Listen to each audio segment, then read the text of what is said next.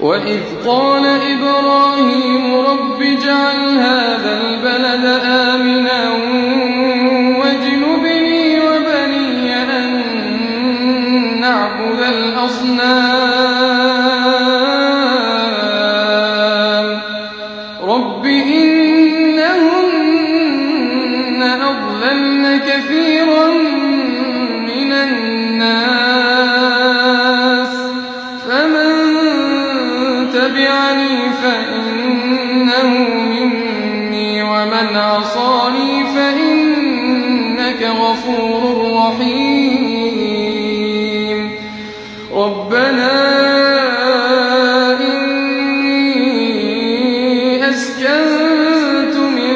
ذريتي بواد غير ذي زرع عند بيتك المحرم ربنا ليقيموا الصلاة